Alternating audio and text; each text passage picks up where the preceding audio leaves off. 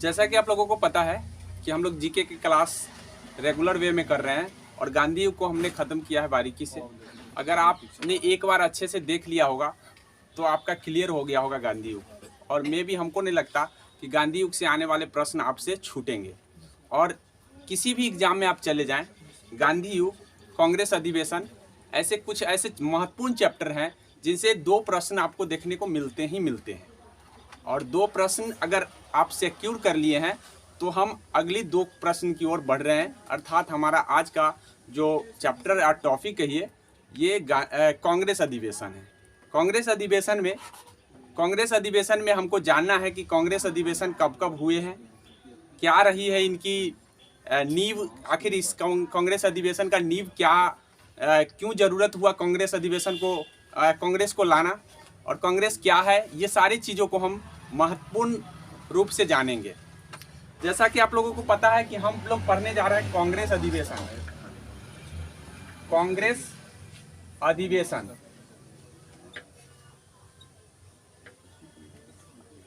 अधिवेशन जानने से पहले हमको सबसे पहले कांग्रेस का मतलब जान लेना होगा। कांग्रेस एक अमेरिकी शब्द है। कांग्रेस अमेरिकी शब्द है जिसका अर्थ होता है लोगों का समूह। कांग्रेस एक अमेरिकी शब्द है। ये पूछा जा सकता है कि कांग्रेस कहाँ की शब्द है, तो अमेरिकी शब्द है ये। और वहाँ इस शब्द को, मतलब भारत में इस शब्द को लाने वाला कौन व्यक्ति था, तो दादा भाई नौरोजी प्रथम बार इस शब्द का प्रयोग किए थे। तो मेरे ख्याल से ये इन सभी चीज़ों को मतलब ज़्यादातर आपको किसी बुक में नहीं मिलेंगे, एनसीईआरटी बुक्स ही आपको प्रोवाइड करेगा। मतलब बहुत ऐसे चीज़ फैक्ट होते हैं जो आपको एनसीईआरटी बुक में मिलते हैं, बट अदर बुक में इन सभी चीज़ों का जिक्र नहीं है। सिर्फ कांग्रेस अधिवेशन का चर्चा है और कांग्रेस के बारे में आप जानते हैं। लेकिन कांग्रेस का अर्थ क्या है, कांग्रेस कहाँ से शब्द मतलब उत्पत्ति हुआ, या कांग्रेस हमारे भारत में इन शब्द चीज़ों को कहाँ पे कौन बोला गया, प्रथम किनके द्वारा प्रथम बार प्रयोग किया गया, तो इन सभी चीज़ों को ध्यान में रखना जरूरी है। क्योंकि नॉर्मल क्वेश्चन पूछ दिए जाते हैं कभी कभी, सारा कुछ पढ़ लिए और नॉर्मल क्वेश्चन पूछने के बाद भी आपको फंस जाते हैं। तो ये ध्यान रखेंगे कि कांग्रेस एक अमेरिकी शब्द है। इस शब्द का भारत में प्रयोग दादा भाई नौरोजी के द्वारा प्रथम बार किया गया। इसका अर्थ होता है लोगों का समूह। लोगों का समूह इसका अर्थ है, ठीक है। अब हम इसके बारे में जानेंगे कि भाई कांग्रेस अधिवेशन, कांग्रेस संस्था है, एक संगठन है जो एक राजनीतिक संगठन है और ये आज़ादी से पूर्व इसकी स्थापना हुई और आज भी ये संगठन चल रही है। जैसा कि आप जान रहे हैं कि कांग्रेस का क्या पार्टी का रोल है, सब किसी मतलब बच्चा तक भी जानता होगा कि कांग्रेस का पार्टी जो हमारे अभी भी वर्तमान में ये इनके जो राहुल गांधी नहीं है, अभी प्रियंका गांधी महासचिव बन गई है, ठीक है। और ये ध्यान रखिएगा कि जो भी दूसरे हैं, क्या नाम है उनका, नहीं उनका नाम है खड़गे करके है कुछ, हाँ मल्लिकार्जुन खड़गे है, वो अध्यक्ष बन गए हैं, राहुल गांधी नहीं है अभी, ठीक है। तो कांग्रेस आज भी उपलब्ध है, ये ध्यान रखेंगे, ठीक है। अब हम इस कांग्रेस की बात कर लेते हैं कि कांग्रेस का नींव जरूरत क्यों पड़ी। तो 1857 की क्रांति आप सब ही सुने होंगे। 1857 की क्रांति एक सैनिक क्रांति थी। सैनिक क्रांति 1857 की क्रांति जो थी एक सैनिक क्रांति थी और बहुत बड़े लेवल पर ये क्रांति हुई थी। इसमें हर जाति धर्म के लोगों ने भाग लिया और बहुत बड़े लेवल पर ये क्रांति हुई, जिसके कारण कंपनी, उस समय अंग्रेजी कंपनी की सरकार चल रही थी, अंग्रेजी कंपनी की सरकार को हटना पड़ गया। इतनी बड़ी क्रांति हुई कि अंग्रेजी कंपनी की सरकार वहाँ से उसको हटना पड़ा। और उसके बाद 1857 की क्रांति को जब दबा दिया गया तो उसके बाद डायरेक्ट ब्रिटिश के हाथों में ये हमारी भारत का बागडोर चला गया। अर्थात इससे पूर्व 1857 से पूर्व हमारे देश को शासन कौन कर रहा था, देश पर शासन ये कर रहा था ब्रिटिश कंपनी, जिसको हम ईस्ट इंडिया कंपनी के नाम से जानते हैं। ईस्ट इंडिया कंपनी के हाथों में बागडोर थी। लेकिन इस 1857 की क्रांति ने रूपरेखा चेंज कर दी और उसके बाद बागडोर आ जाता है वहाँ के क्राउन के हाथों में, मतलब वहाँ की महारानी शासकीय बन जाती है। अर्थात उस समय एक बहुत बड़ा बदलाव हुआ था और बदलाव होने के बाद थोड़ा सा उनके मन में ये आया कि आखिर आखिर बात क्या है कि जो इतनी बड़ी क्रांति हुई, कुछ ना कुछ हमको समझने के लिए, कुछ ना कुछ जानने के लिए हमको कुछ ऐसे संगठन की ज़रूरत है जो हम भारतीय के मन को परख सके। तभी जाकर के कुछ अंग्रेजी व्यक्ति जो है, अंग्रेजी व्यक्ति कहिए, एओ ह्यूम नाम का कोई व्यक्ति था जिसने इस एओ ह्यूम, ठीक है, एओ ह्यूम नाम का व्यक्ति था जिसने इसी ने स्थापना किया था कांग्रेस का। मतलब इस संगठन को बनाने का मेन पर्पस यही था कि लोगों को समझ सके। कुछ ऐसे लोग होंगे, पढ़े लिखे लोग होंगे जिनको संगठन में रखा जाएगा, उनके व्यू को जाना जाएगा और व्यू को जान करके हम ये समझ पाएंगे कि लोगों के मन में क्या चल रहा है और तब हम उस पर ज़्यादा से ज़्यादा शासन कर पाएंगे। इन चीज़ों को हमको ध्यान में मतलब रखते हुए कांग्रेस की स्थापना बनी। और कांग्रेस की स्थापना से पूर्व की बात कर ले कि क्या सर ये कांग्रेस की स्थापना डायरेक्ट हो गया, तो नहीं। कांग्रेस की स्थापना से पूर्व सबसे पहले और भी कई संगठन, राजनीतिक संगठन बनाए गए, जिसमें से हम आपको सभी का तो बात नहीं कर सकते हैं, लेकिन एक का कर सकते हैं जो आपको बना था जमींदारी एसोसिएशन। जमींदारी एसोसिएशन, जमींदारी एसोसिएशन बना था आपका। सबसे पहला अगर कोई संगठन बना था राजनीतिक रूप में तो यही बना था जमींदारी एसोसिएशन। जमींदारी एसोसिएशन बनाने वाले व्यक्ति का नाम पूछ दिया जाता है तो द्वारिकानाथ टैगोर थे। द्वारिकानाथ टैगोर। और ये क्वेश्चन कोई छोटा मोटा लेवल का नहीं है। आप अगर एसआई का एग्जाम देने जा रहे हैं, बीपीएससी देने जा रहे हैं, यूपीएससी देने जा रहे हैं, वहां तक पूछा जाता है, क्योंकि एनसीईआरटी का ज्ञान सभी के पास नहीं होते हैं। ये ध्यान रख लेंगे कि ये छोटी मोटी ज्ञान नहीं देने जा रहे हैं। हम जो नींव रख रहे हैं वो एक बहुत बड़े लेवल का नींव रख रहे हैं आपके सामने, और वो लेवल अगर आप कर लेते हैं तो छोटा मोटा एग्जाम आपका हमेशा निकलते ही रहेगा। लेकिन याद रखिए कि कभी भी हमको सफल होना है तो एक एम होना चाहिए हमारे पास। जनरली बच्चों से ये पूछा जाता है कि भाई आपका एम क्या है, तो किसी को कोई पता नहीं होता है कि एम हमारा है क्या, करना क्या है। आप अगर दरोगा बनना चाहते हैं, सिपाही बनना चाहते हैं, या किसी पदाधिकारी बनना, कोई भी बीपीएससी यूपीएससी का पदाधिकारी बनना चाह रहे हैं, तो उस परिस्थिति में आपको एम तय पहले करना पड़ेगा कि सर हमको ये चीज़ बनना है। और जब उस एम के ले करके अगर आप चलेंगे तभी जा करके आप सफल हो पाएंगे। याद रखेंगे, इन एम को अगर जब तक एम आपके पास नहीं है तब तक आप कुछ नहीं कर पाएंगे। इसलिए याद रखिए कि अगर हम एम नहीं बनाते हैं, जनरली बच्चा में ये देखा गया है कि पढ़ते बहुत सारे लोग हैं, बहुत सारे बच्चे पढ़ते हैं, बट पढ़ने के अलावा उनके पास एम ही नहीं होता। वो सोचते हैं कि किसी भी एग्जाम में निकल जाए और हमारा काम हो जाए। तो किसी भी एग्जाम के भरोसे से रहते हैं तो उससे क्या होता है कि हमारा एक एम नहीं बन पाता। इसलिए हमको एम होना जरूरी है। एम का मतलब होता है लक्ष्य। क्या बनना है आपको, किस लिए पढ़ाई कर रहे हैं, ये अपने आप में सोचिए।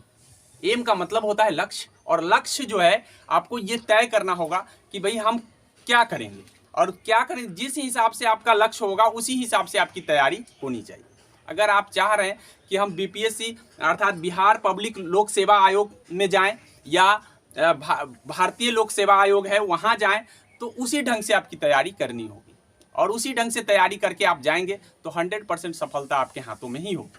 ये ध्यान रखेंगे। तो हमने आपको बताया कि कांग्रेस राजनीतिक संगठन है, तो क्या कांग्रेस पहली बार कांग्रेस संगठन बनाया गया? तो नहीं, पहली बार नहीं। कांग्रेस से भी पूर्व मतलब कई संगठन बने थे, लेकिन सभी संगठनों की चर्चा हम नहीं करेंगे। एग्जाम के दृष्टि से जो भी हम अभी बता रहे हैं सब के सब एग्जाम में कहीं ना कहीं पूछे गए हैं और बार बार एग्जाम में रिपीट होते हैं, इसलिए ध्यान रखेंगे, हम उन्हीं चीज़ों की चर्चा करेंगे। अब द्वारिकानाथ टैगोर के द्वारा ये जमींदारी एसोसिएशन सबसे पहले बनाया गया था, पहला राजनीतिक संगठन यही था। अब कांग्रेस की बात करेंगे तो 1884 में एक संस्था बनी जिसका नाम था INU का मतलब होता है इंडियन नेशनल यूनियन। INU 1884 में बनाया गया। 1884 में INU की स्थापना हुई और यही संस्था आगे चल करके 1885 में INC बन जाता है, मतलब इंडियन नेशनल कांग्रेस बन जाता है। 1884 में सबसे पहले आपका INU बना। INU का मतलब होता है इंडियन नेशनल कांग्रेस, उसके बाद इंडियन नेशनल यूनियन, और इंडियन नेशनल कांग्रेस की स्थापना, उसके बाद वही संस्था आगे चल करके बदल जाता है इंडियन नेशनल कांग्रेस में। तो ये बात आप ध्यान रखेंगे। अब हम आपको बताएंगे कि सबसे पहले ये जो है ये स्थापना कहाँ पे हुआ, ठीक है। इसकी स्थापना कहाँ पे किया गया था, तो मुंबई में किया गया था। इसकी स्थापना मुंबई में किया गया था। गोकुलदास तेजपाल संस्कृत विश्वविद्यालय था।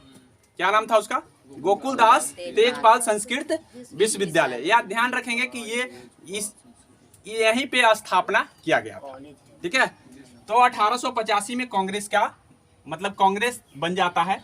उससे पूर्व का संस्था का नाम पूछ दिया जाता है कि कांग्रेस संस्था जो था वो उससे पूर्ववर्ती उसकी संस्था का क्या नाम था? INU याद रखेंगे या इंडियन नेशनल यूनियन याद रखेंगे, ये इंडियन नेशनल यूनियन, ठीक है। ये बात को ध्यान रखेंगे कि कांग्रेस बनने से पूर्व उसका क्या नाम था, तो इंडियन नेशनल यूनियन था। अब हम संस्थापक की चर्चा करेंगे। मेरे ख्याल से ये बात समझ में आ गया। तो संस्थापक यही है, A.O. ह्यूम। संस्थापक का मतलब होता है बनाने वाला। तो पूछा जाता है कि कांग्रेस का जनक कौन है, तो कांग्रेस का जनक A.O. ह्यूम है। कांग्रेस के प्रथम महासचिव कौन हुए, तो कांग्रेस के प्रथम महासचिव ही A.O. ह्यूम ही हुए, ठीक है। ये पूछा जाता है कि ये A.O. ह्यूम कहाँ का व्यक्ति था, तो ये स्कॉटलैंड का व्यक्ति था। कहाँ का था? स्कॉटलैंड का था। और महासचिव थे, पिता इन्हीं को कहा जाता है, कांग्रेस का जनक इन्हीं को कहा जाता है। तो इन सभी चीजों को ध्यान रखेंगे कि A.O. ह्यूम के बारे में ये सारे क्वेश्चन पूछे गए हैं और पूछा जाता है, आगे भी पूछे जाएंगे। याद रखिए, कोई भी आप एग्जाम में जाएंगे तो जीके जीएस में कांग्रेस से 1-2 प्रश्न 100% रहेंगे और इन्हीं सब जो चीज मैं बता दूंगा उससे ज्यादा कुछ रहने वाला नहीं है। तो कांग्रेस के बारे में हमने बताया। A.O. ह्यूम को आपको ध्यान रखना है किस पर्पज से, ये कहाँ का व्यक्ति था, तो स्कॉटलैंड का व्यक्ति था, ठीक है। इस व्यक्ति को हम हर्मिट ऑफ शिमला के नाम से भी जानते हैं। हर्मिट ऑफ शिमला किस नाम से जानते हैं? हर्मिट ऑफ शिमला के नाम से भी जाना जाता है A.O. ह्यूम को। अब कभी कभी पूछ दिया जाता है स्टेटमेंट में कि क्या A.O. ह्यूम कभी अध्यक्ष बने थे, तो A.O. ह्यूम कभी भी अपने जीवन काल में, बनाने वाले यही थे, लेकिन अपने जीवन काल में एक बार भी ये अध्यक्ष नहीं बने थे। ये बात भी पूछ दिया जाता है, ये बात ध्यान रखेंगे। आगे है,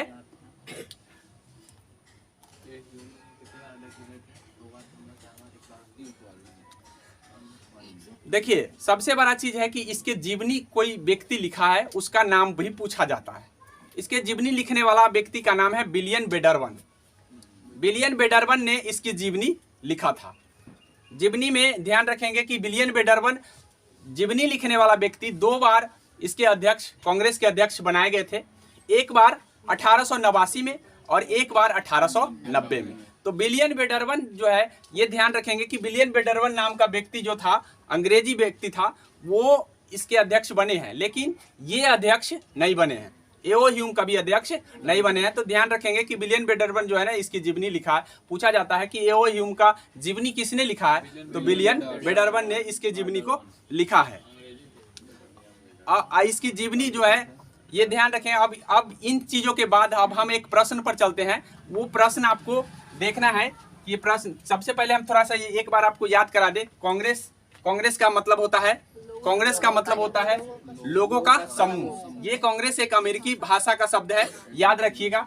1857 की क्रांति ने ही इसकी नींव डाली, अर्थात इसकी जरूरत पर आई। ये ध्यान रखेंगे कि आखिर क्या ऐसी जरूरत आ गई जो कांग्रेस का स्थापना करना पड़ा। तो कांग्रेस की स्थापना करने का मेन व्यू था अंग्रेजों को कि हम एक ऐसा संगठन बनाएं जिसके माध्यम से हम भारतीय लोगों के बातों को समझ पाएं और उस पर ज़्यादा से ज़्यादा दिनों तक शासन कर पाए। इसीलिए कांग्रेस का जो है नींव पड़ा। और कांग्रेस के नींव पड़ने के बाद कांग्रेस की नींव डालने वाले व्यक्ति का नाम था एओ ह्यूम। एओ ह्यूम को इसीलिए पिता और जनक भी कहा जाता है। इस व्यक्ति का जीवनी कोई दूसरा व्यक्ति लिखा जिसका नाम है विलियम बेडरवन। विलियम बेडरवन क्या अध्यक्षता करी? तो हाँ, उसने अध्यक्षता करी है 1889 में 1890 में। ये ध्यान रखेंगे कि 1889 और 1890 में उन्होंने क्या करे था? अध्यक्षता करे थे।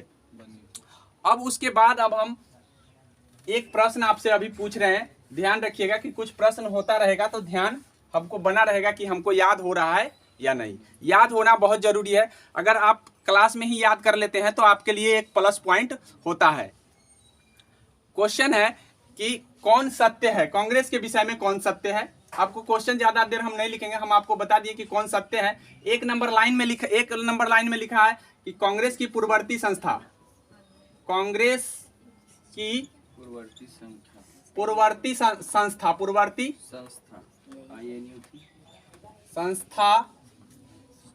INU थी। ठीक है। दूसरा है कि कांग्रेस की परवर्ती संस्था, कांग्रेस की परवर्ती संस्था INC थी। INC, अच्छा INU थी। तीसरा है कांग्रेस के प्रथम महासचिव एओ ह्यूम था। चौथा है एओ ह्यूम की जीवनी दादा भाई नौरोजी लिखे थे। पहला और दूसरा सही है। पहला दूसरा सही है। पहला और दूसरा सही है। तो आप अगर इसको जवाब दे पाए हैं तो इसका मतलब है कि आपने पूरा का पूरा सीख लिया। ठीक है, और आप अच्छे रास्ते पर चल दिए हैं। समझिए कि अच्छे से अगर आपने सुना है तो आपको इन सवालों को जवाब देने में थोड़ा सा भी हिचकिचाहट, लेकिन थोड़ा सा हिचकिचाहट हो सकता है पूर्ववर्ती और परवर्ती में। इसमें पूर्ववर्ती और परवर्ती में, क्योंकि पूर्ववर्ती और परवर्ती क्या होता है ये पहले समझ लीजिए। क्या होता है? हाँ, पूर्ववर्ती का मतलब है पहले का और परवर्ती का मतलब अभी का। तो अभी का नहीं, बाद का। यानी कहने का मतलब है कांग्रेस के बाद बना था INU? नहीं, बाद नहीं, पहले बना था। तो ये स्टेटमेंट गलत है। ये स्टेटमेंट सही है कि कांग्रेस की पूर्ववर्ती संस्था INU है, Indian national union. Indian national union याद कर लीजिए, 2-3 बार अगर हम बोल लेते हैं तो याद रहता है, नहीं तो हम भूल जाते हैं। Indian national union, Indian national union, हम 2-3 बार इसलिए बोल के आपको बता रहे हैं ताकि आपके माइंड में ये सेट हो जाए। ठीक है, याद रट्टा मारने की जरूरत नहीं हो। ये गलत है क्योंकि ये परवर्ती नहीं, बाद में नहीं बना था उसका। अब उसके बाद है कांग्रेस के महासचिव एओ ह्यूम ही हुए थे, प्रथम महासचिव एओ ह्यूम। और उसके बाद हम आपको बता दें कि एओ ह्यूम के जीवनी दादा भाई नौरोजी नहीं लिखे थे। कौन लिखे थे? विलियम बेडरवन। विलियम बेडरवन। तो मेरे ख्याल से ये बात समझ में आ गया होगा। अब हम चलते हैं अन्य फैक्ट की ओर। अन्य फैक्ट बताएंगे। अन्य फैक्ट में क्या क्या हमको पढ़ना है देख लीजिए। अन्य तथ्य कहिए, अन्य पॉइंट कहिए। चलिए, तथ्य, पॉइंट, फैक्ट कुछ भी हो सकता है। ठीक है, वही चीज होता है कि आखिर अन्य पॉइंट हमको क्या पढ़ना है। तो जिस समय कांग्रेस की स्थापना हुई उस समय वहाँ वायसराय हुआ करता था। अब ये वायसराय क्या होता है ये हम थोड़ी चर्चा करेंगे। ठीक है, वायसराय का मतलब क्या होता है ये हम आपको बता दे रहे हैं कि कांग्रेस जब ब्रिटिश हमारे सत्ता में आई, हमारे यहाँ भारत में सत्ता में आई, तो पहले बना गवर्नर बनाया गया। ठीक है, गवर्नर बनाया गया। फिर गवर्नर के बाद गवर्नर से गवर्नर जनरल बना दिया गया और गवर्नर जनरल से वायसराय बना दिया गया। ठीक है, तो मेरे ख्याल से ये समझ में आ गया होगा कि एक प्रशासनिक पद था, गवर्नर बना, गवर्नर से गवर्नर जनरल बना और यही गवर्नर जनरल को रिप्लेस करके वायसराय बना। ठीक है, अब वायसराय का क्यों रखा गया? तो जब हमने आपको बताया 1857 की क्रांति हुई, तो 1857 की क्रांति तक गवर्नर जनरल का शासन था। ब्रिटिश लोग जो रखे हुए थे प्रशासनिक पदाधिकारी को, उसका नाम था गवर्नर, मतलब उसको गवर्नर जनरल के नाम से जानते थे। लेकिन जब क्राउन के हाथों सत्ता चली गई, अर्थात महारानी के हाथ में सत्ता चली गई, तो उस जनरल को हटा दिया गया और उसके जगह पे वायसराय रख दिया गया। उसके जगह पर नाम क्या रख दिया गया? वायसराय। तो प्रथम वो व्यक्ति थे, पूछा जाता है कि प्रथम वो कौन व्यक्ति थे जो वायसराय बने, तो वो व्यक्ति का नाम था लॉर्ड कैनिंग। 1857 की क्रांति के समय लॉर्ड कैनिंग वहां का गवर्नर जनरल हुआ करता था, इसीलिए वहां का नाम चेंज करके लॉर्ड कैनिंग का वायसराय के रूप में जाना जाता है, इसलिए प्रथम वायसराय लॉर्ड कैनिंग था। तो अब मेरे ख्याल से ये समझ में आ गया होगा कि वायसराय होता क्या है। ठीक है, ठीक है, वायसराय क्या? गवर्नर जनरल प्रथम कौन था? अब जब हम गवर्नर को पढ़ाएंगे हिस्ट्री में, पूरे चीज को हम आपको गवर्नर जनरल अभी नहीं पढ़ा रहे, हम आपको पढ़ा रहे हैं कांग्रेस अधिवेशन। कांग्रेस अधिवेशन से जुड़े व्यक्ति को बताएंगे। अगर हम गवर्नर जनरल को बताने लग जाए तो कांग्रेस अधिवेशन खत्म नहीं होगा। इसलिए ध्यान रखिए कि जो चीज हम पढ़ा रहे हैं वही चीज बताएंगे। उससे रिलेटेड चीज जब हम गवर्नर को पढ़ाएंगे तो मैं बताऊंगा कि कौन गवर्नर बना, कौन गवर्नर जनरल बना, कौन वायसराय बना, इन सभी चीजों की चर्चा होगी। किसका क्या रोल रहा, क्या चीज रहा, मैं सारी चीजों का डिस्कशन जब हम गवर्नर को पढ़ाएंगे तो इसके आगे गवर्नर ही पढ़ाया जाएगा, क्योंकि गवर्नर से ही क्वेश्चन हर एग्जाम में पूछे गए हैं। इसलिए इसके बाद आपको गवर्नर जनरल और गवर्नर को ही पढ़ाया जाएगा, याद रखिए, क्योंकि इंपॉर्टेंट चीजों को मैं पहले पढ़ाना चाहूंगा। अब हम बता रहे हैं कि कांग्रेस के अधिवेशन में हमने आपको बताया कि वायसराय क्या होता है। तो इस वायसराय का जो शासनकाल था 1884 से लेकर के, मतलब ये वायसराय जो थे, सर इसमें वायसराय डफरिन बता रहे हैं आप, लॉर्ड कैनिंग बताया। हम आपको 1857 की बात की है कि प्रथम की बात की है, अभी हमने डफरिन की बात नहीं किया। ठीक है, हम आपको 1884 की बात करेंगे। ठीक है, अब 1884 से लेकर 1888 का कार्यकाल जब था तो उस समय कौन था? वायसराय। तो उस समय वायसराय था आपका डफरिन। क्या था? डफरिन। डफरिन था, लॉर्ड डफरिन, जिसको लॉर्ड लगा करके सब में बोला जाता था, याद रखिएगा। तो डफरिन था। कौन था? डफरिन। लॉर्ड डफरिन जो था कांग्रेस के अधिवेशन के समय वायसराय था। इसलिए पूछा जाता है कि जिस समय कांग्रेस की स्थापना हुई उस समय भारत का जो गवर्नर था या वायसराय था वो कौन था? तो वो डफरिन था। कौन था? वो डफरिन था। ये याद रखेंगे। ये अन्य फैक्ट में आपको ध्यान रखना है कि डफरिन को क्यों याद रखेंगे। तो डफरिन को हमको इसीलिए याद रखना है कि जिस समय भारत कांग्रेस का अधिवेशन, कांग्रेस का स्थापना हुई, तो कांग्रेस की स्थापना हम आपको बता दें 28 दिसंबर, ठीक है, 28 दिसंबर 1885 को हुआ था। 28 दिसंबर 1885। तो क्या इसके बीच में 1885 नहीं आएगा? 1884 1888 के कार्यकाल जिसके रहेगा उसी के बीच में ना कोई काम होगा। तो बस उसी के कार्यकाल में कांग्रेस की स्थापना हुई थी। तो मेरे ख्याल से ये बात समझ में आ गया होगा कि कांग्रेस की स्थापना किसके कार्यकाल में हुआ था? लॉर्ड डफरिन के काल में हुआ था। ठीक है, उसके बाद आपको हम बता दें कि लॉर्ड डफरिन जब जिस समय एक नाम आता है आपका एस.एन. बनर्जी, जिसको हम सुरेंद्र नाथ बनर्जी कहते हैं। ठीक है, सुरेंद्र नाथ बनर्जी, एस.एन. बनर्जी का नाम आता है। एस.एन. बनर्जी का नाम भी याद रखेंगे कि अगर किसी का रोल है डफरिन के बाद, अच्छा, ये डफरिन जो थे अंग्रेजी अधिकारी थे, फिर भी कांग्रेस को बनाने में समर्थन किया।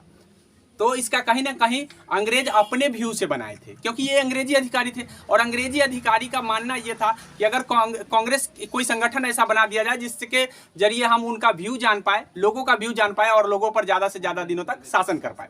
ठीक है, तो उस समय एओ ह्यूम के बाद अगर दूसरा किसी का नंबर आता है तो एस.एन. बनर्जी का नंबर आता है, अर्थात एस.एन. बनर्जी का भी योगदान काफ़ी है कांग्रेस को बनाने में। लेकिन कांग्रेस के बनाने में इनका योगदान था, लेकिन इनका एक खुद अपना संस्था भी था जिसका नाम था इंडियन एसोसिएशन।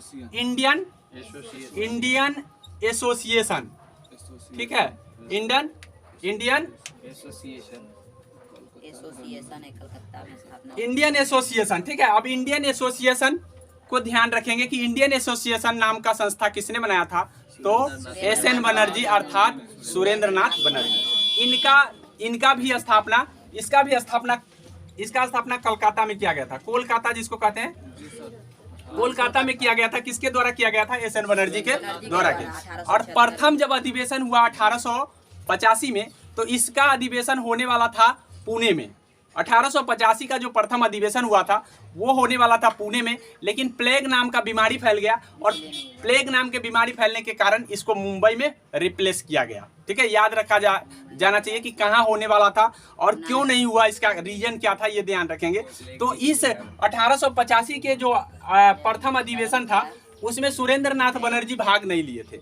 अब पूछा जाता है कि सुरेंद्र नाथ बनर्जी क्यों नहीं भाग लिए थे, तो इसका रीजन ये था कि इनके पास भी एक संस्था थी, इंडियन एसोसिएशन। ठीक है, हाँ, इंडियन एसोसिएशन था। अब इंडियन एसोसिएशन जब इसका पूरा मतलब अपनी संस्था थी, तो उस समय इनका भी संस्था का बैठक था और उसी समय इंडियन मतलब कांग्रेस का बैठक आ गया। तो कोई भी चाहेगा कि हम अपनी संस्था में भाग ले, तो इसीलिए ये भाग नहीं लिए थे। तो एस एन बनर्जी का योगदान काफी रहा है, लेकिन प्रथम अधिवेशन में वो भाग नहीं लेते। पूछ लिया जाता है कि कौन कौन भाग लिए थे, तो उस समय एस एन बनर्जी का नाम दिया जाता है क्योंकि इनका योगदान रहा है, तो क्यों नहीं इसका नाम दिया जाए। और बच्चे यहीं पे फंस जाते हैं, यदि आपको ध्यान नहीं है कि हाँ एस एन बनर्जी थे कि नहीं थे, तो नहीं थे, याद रखेंगे क्यों नहीं थे। कारण उनका यही था कि इंडियन एसोसिएशन उनका खुद की संस्था थी। ठीक है, तो ये बात आप ध्यान रखेंगे। अब आपसे हम एक क्वेश्चन पूछेंगे, कांग्रेस के प्रथम महासचिव कौन थे? कांग्रेस के प्रथम महासचिव कौन थे? ऑप्शन है, हम डायरेक्ट क्वेश्चन पूछ दिए हैं। ठीक है, A.O. ह्यूम, ठीक है, बी में दादा भाई नौरोजी,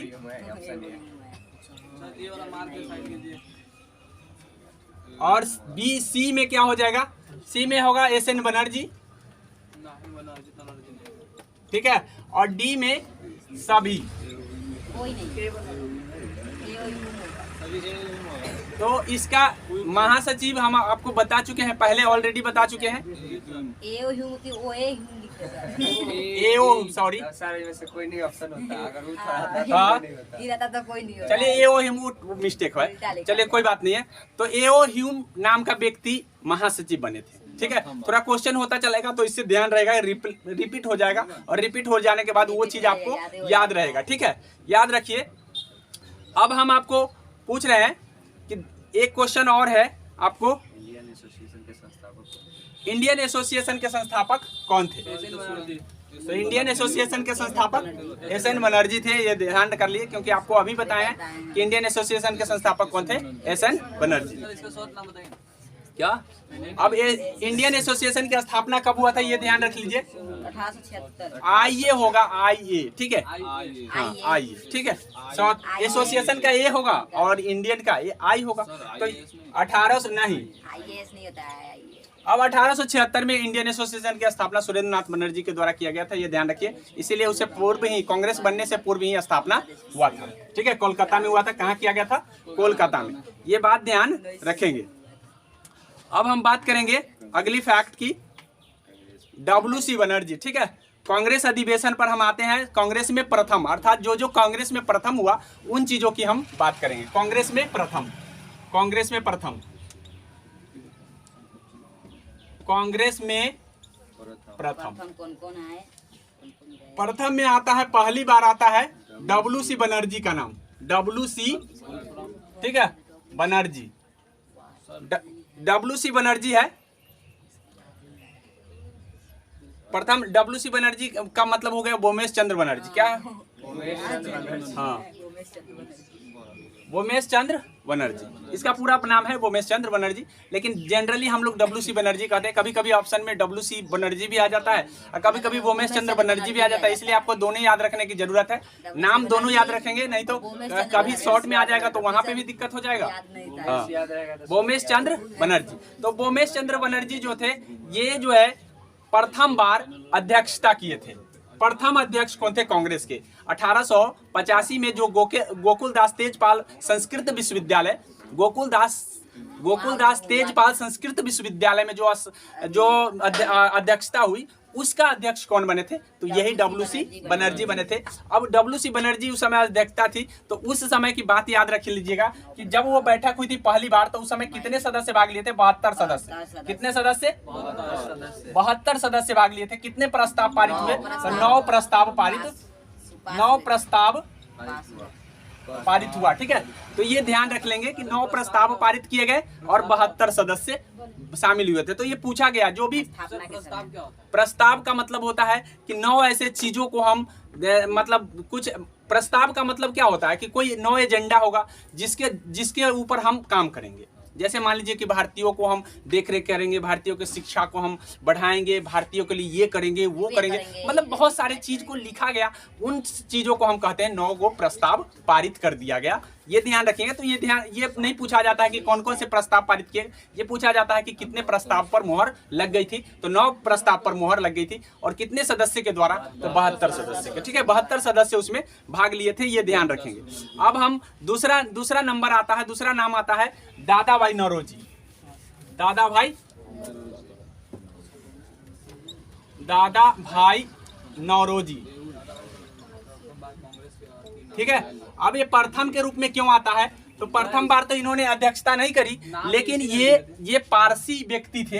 पारसी, इनका धर्म क्या था? पारसी। ठीक है, इनका धर्म था पारसी। याद रखिए कि इनका धर्म पारसी था, इसीलिए प्रथम पारसी धर्म वाले व्यक्ति, यार गैर हिंदू जिसको कहिए, ठीक है, पूछा जाता है कि प्रथम गैर हिंदू व्यक्ति जो कांग्रेस अधिवेशन में अध्यक्षता करी, उसका नाम क्या है? दादा भाई नौरोजी। ये हिंदू नहीं थे, ये पारसी धर्म से थे। ठीक है, और पारसी धर्म होने का ये भी पूछ दिया जाता है कि वो किस धर्म से थे, तो ये थे आपका पारसी धर्म। किस धर्म से? पारसी धर्म। तो वो प्रथम व्यक्ति का नाम बताइए जो हिंदू नहीं थे और प्रथम बार अध्यक्षता करी थी, तो उसका नाम था दादा भाई नौरोजी। ये ध्यान रखेंगे।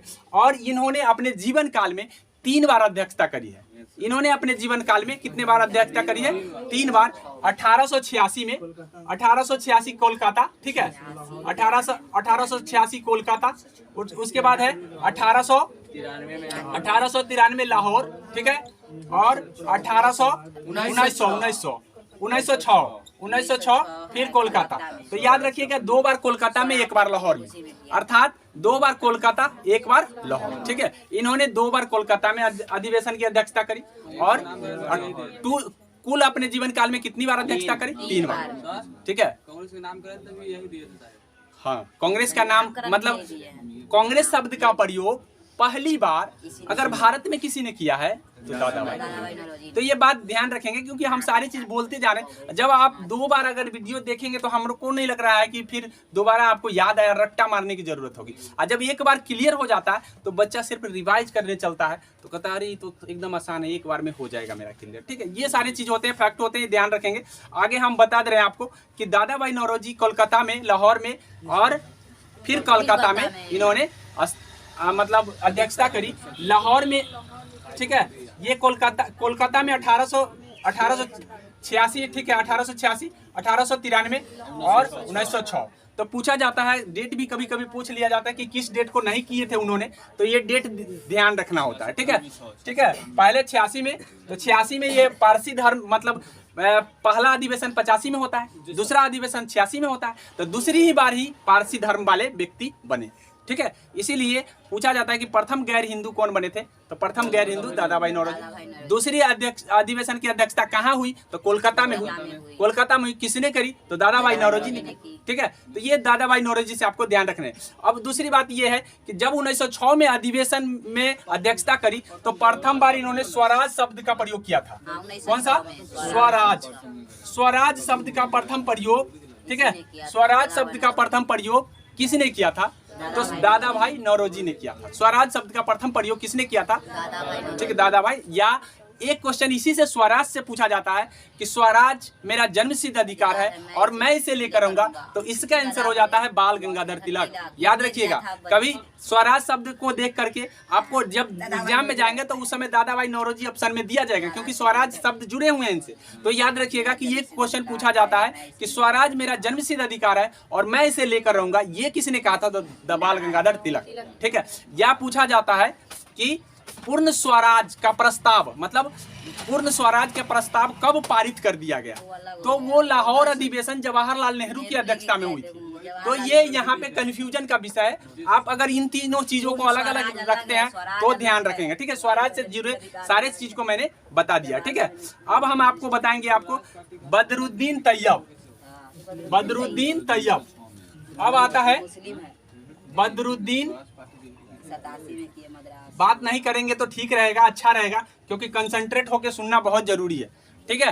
तो कहने का मतलब है बदरुद्दीन तैयब की बात करेंगे, ठीक है। बदरुद्दीन तैयब जो है प्रथम मुस्लिम थे जिन्होंने कांग्रेस का अधिवेशन करे। तो पूछा जाता है कि वो प्रथम मुस्लिम अध्यक्ष कौन थे जिन्होंने कांग्रेस का अध्यक्षता करी, तो उसका नाम है बदरुद्दीन तैयब। और जब 86 के बाद 87 आता है तो 87 में यही भाग लेते हैं, 1887, ठीक है। 1887 मद्रास में इसकी अध्यक्षता मतलब अधिवेशन हुआ था 1887 में। तो प्रथम हुआ था मुंबई में, दूसरा हुआ था कोलकाता में, तीसरा हुआ था मद्रास में। अगर ऐसे हम याद रखेंगे तो ध्यान रहेगा, ठीक है। प्रथम मुंबई, दूसरा कोलकाता, तीसरा मद्रास। उसके बाद प्रथम में भाग लिए थे अध्यक्ष भोमेश चंद्र बनर्जी, दूसरे में दादा भाई नौरोजी और तीसरे में बदरुद्दीन तैयब, ठीक है। तो ये ध्यान रखेंगे, अगर लगातार सीरीज से चलेंगे तो याद भी होता चला जाएगा। तो बदरुद्दीन तैयब 1887 में कांग्रेस की अध्यक्षता करी और ये प्रथम मुस्लिम थे, इसीलिए इनका नाम प्रथम में आता है, ये ध्यान रखेंगे। अब हम आगे की ओर बढ़ेंगे कि जॉर्ज यूल आता है एक नाम, क्या आता है? जॉर्ज यूल, ठीक है। जॉर्ज यूल, ठीक है, जॉर्ज यूल। अब जॉर्ज यूल की कहानी सुन लीजिए। जब कांग्रेस बना दिया गया अंग्रेजों के द्वारा, तो अंग्रेजों के द्वारा जब बना दिया गया तो शुरुआती में भारतीय लोग महारानी आती थी कांग्रेस में, या महारानी नहीं भी होती थी, तो उस समय जो भी सदस्य होते थे ये नारा मतलब खड़ा होकर कहते थे कि महारानी की जय, महारानी की जय, महारानी की जय, ऐसे कहना पड़ता था, ठीक है। तो इस तरह की बातें हुआ करता था। तो कहने का मतलब ये है कि लोग धीरे धीरे इसको कम करने लग गया। अब इसको कम करने लग गया तो अंग्रेजों को समझ में आ गया कि भारतीय ये संस्था जो है ना, भारतीय संस्था अब ये भारतीयों को होने लगी, ठीक है, भारतीय को होने लगी है। अब क्या है कि कांग्रेस का जगह उपलब्ध कराना ब्रिटिश लोग, मतलब जो अंग्रेज क्या कहते हैं, ब्रिटिश थे, इंग्लैंड थे अंग्रेजी व्यक्ति, वो अब इनको उपलब्ध कराना, जगह को उपलब्ध कराना मतलब कम करने लग गया। मतलब ये नहीं करा रहे थे कि कहाँ कराना है, क्या क्या किस जगह कराना है। मतलब इसके लेकर के ये ध्यान रखेंगे कि जॉर्ज यूल को पहली बार अध्यक्ष बनाया गया, ताकि लोगों ने सोचा, भारतीय लोगों ने सोचा कि अगर हम क्यों ना हम अंग्रेज को ही अध्यक्ष बना दें, और अंग्रेज को जब हम अध्यक्ष बना देंगे तो अंग्रेजों पर भरोसा रहेगा कि नहीं, काम तो मेरा ही व्यक्ति कर रहा है, तो मेरा व्यक्ति कर रहा है, इसीलिए हम जो भी चीज़ें, ज़रूरत की चीज़ें होगी उसको प्रोवाइड कराया जाएगा, उपलब्ध कराया जाएगा। तो जॉर्ज यूल को पहली बार मतलब अध्यक्ष बनाया गया। ये प्रथम अंग्रेज थे जिन्होंने अध्यक्षता करी। और ये जॉर्ज यूल जो कहाँ किस अधिवेशन में किए, तो 1887 तो बदरुद्दीन तैयब थे, 1888 ना आएगा अब, तो 1888 में प्रथम बार जॉर्ज यूल अध्यक्षता की। तो पूछा जाता है कि वो प्रथम अंग्रेज कौन था जो स्थापना करी थी, तो जॉर्ज यूल थे। कौन थे? आगे समझ में, ध्यान से सुन, देखिए ध्यान से अगर नहीं सुनते हैं तो दुनिया का कोई भी व्यक्ति आपको याद नहीं करा सकता है। थोड़ा सा भी माइंड डाइवर्ट नहीं होना चाहिए, बात समझे। क्लास कर रहे हैं तो आपको लगना चाहिए कि ना बिल्कुल मैं क्लास कर रहा हूँ, ठीक है। एक विद्यार्थी की तरह क्लास कीजिए। अगर एक बंदर की तरह क्लास करेंगे तो आगे आप नहीं सीख पाएंगे, ठीक है।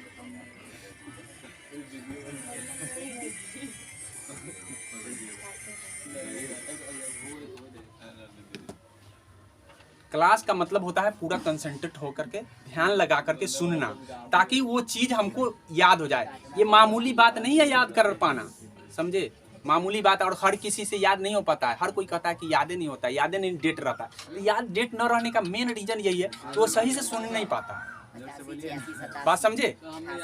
ये ध्यान रखेंगे, इसलिए ध्यान रखें कि एक एक शब्द आपके एग्जाम के दृष्टि से पूरा महत्वपूर्ण है, क्योंकि जो भी शब्द यहाँ पे लिया गया है डायरेक्ट सीधे आते हैं, सीधे नहीं बताना शुरू कर देते कि हाँ चलो बताते हैं। तो एक एक शब्द पहले लिखा जाता है, और शब्द पहले लिखा जाता है और लिख करके अब बताया जाता है, ध्यान रखेंगे। तो हमारे कहने का मतलब यह है कि 1888 जब आई तो 1888 में इलाहाबाद में हुआ सर। इलाहाबाद, लेकिन ये अंग्रेज लोग उपलब्ध इलाहाबाद में जगह नहीं कराए थे। ये दरभंगा महाराज थे जिन्होंने उपलब्ध कराया, और उपलब्ध करा करके अंग्रेज को बना दिया गया अध्यक्ष, क्योंकि भारतीय भी समझ गए कि हम कूटनीति से अगर काम नहीं लेंगे तो हमारा जो संस्था है एक दिन टूट जाएगा, और हम जो भारत का सपना है आज़ाद कराने का, ये आज़ाद नहीं हो पाएगा। तो इसीलिए ये इलाहाबाद में जो जगह उपलब्ध कराया वो दरभंगा महाराज करवाए थे, और दरभंगा महाराज करवा करके और अंग्रेजों को क्या कर दिए, अध्यक्ष बना दिए। तो ये ध्यान रखेंगे, अगर इतने बात याद रहेगा तो जॉर्ज जूल की बात आप भूलेंगे नहीं, और सीधे रट्टा मार के जाएंगे कि जॉर्ज जूल इतना में किया बस, तो आपको याद नहीं रहेगा। ठीक है, इसलिए कोई भी एक्स्ट्रा फैक्ट को उसके साथ जोड़ के याद रखने की बात होती है। ठीक है, अब हम जॉर्ज जूल की बात कर लिए हैं। आपको जॉर्ज जूल से यही पूछा जाएगा कि प्रथम अंग्रेज कौन था जिन्होंने अध्यक्षता करी थी, तो वो था आपका जॉर्ज जूल। ठीक है, और दूसरी बात है कहाँ करी थी, तो इलाहाबाद में करी। ठीक है, अब हम कादम्बली गांगुली की नाम आता है एक बार प्रथम में, थोड़ा सा कादम्बली गांगुली का नाम सुन लीजिए, शायद आप इसका सुने भी होंगे। सौरभ गांगुली के नाम। हाँ, सौरभ गांगुली के नाम सुनेंगे, कादम्बली गांगुली का नाम आप नहीं सुने तो बहुत दुख की बात है। हम सुने हुए हैं, जो नहीं सुना है। हाँ, जो पढ़ा होगा विद्यार्थी, वो विद्यार्थी जानता होगा कादम्बली गांगुली का। देखो, हाँ तो ठीक है, अब देख लीजिए, कादम्बली गांगुली का नाम आता है इसलिए कि ये प्रथम व्यक्ति थी जिन्होंने स्नातक करी थी, प्रथम व्यक्ति थी जो स्नातक करी थी, मतलब प्रथम महिला व्यक्ति नहीं, सॉरी, महिला प्रथम महिला थी, प्रथम महिला थी जो स्नातक करी थी, मतलब स्नातक डिग्री धारण प्राप्त की थी। ठीक है, और विश्वविद्यालय, प्रथम विश्वविद्यालय की स्थापना 1857 में हुआ था, ये ध्यान कर लेंगे। और जब 1857 में स्थापना हुआ तो उसके बाद अगर कोई महिला अगर स्नातक करी तो उसी कादम्बली गांगुली। तो क्या हम कादम्बली गांगुली को कांग्रेस से जोड़ के पढ़ेंगे? तो हाँ, ये कांग्रेस से रिलेटेड है, इसलिए एक क्वेश्चन पूछा जाता है। क्या पूछा जाता है कि प्रथम बार कांग्रेस के अधिवेशन में भाषण देने वाली महिला का क्या नाम है? ये अध्यक्षता नहीं करी थी, इस समय अध्यक्षता करा था फिरोज शाह मेहता करा था, लेकिन प्रथम बार अगर कोई भाषण दिया था कांग्रेस के अधिवेशन में तो ये महिला थी, इसका नाम था कादम्बली। ठीक है, कादम्बली गांगुली का नाम भाषण के लिए आता है।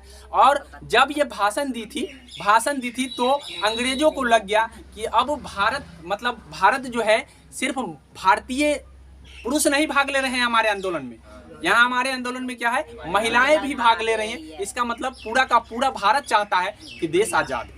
ठीक है, भाषण देने का एक व्यक्ति अगर महिला भाषण दी है तो पूरे महिला का संबोधित हो गया। तो ये बात ध्यान रखेंगे कि कादम्बली गांगुली का कितना योगदान है। यही चीज पूछा जाता है कि प्रथम व्यक्ति कौन थी, प्रथम महिला कौन थी जिन्होंने कांग्रेस के अधिवेशन में भाषण दी? ठीक है, कादम्बली। तो ये बात ध्यान रखेंगे। अब हम आपको बात करेंगे वंदे मातरम। किसकी बात? वंदे मातरम।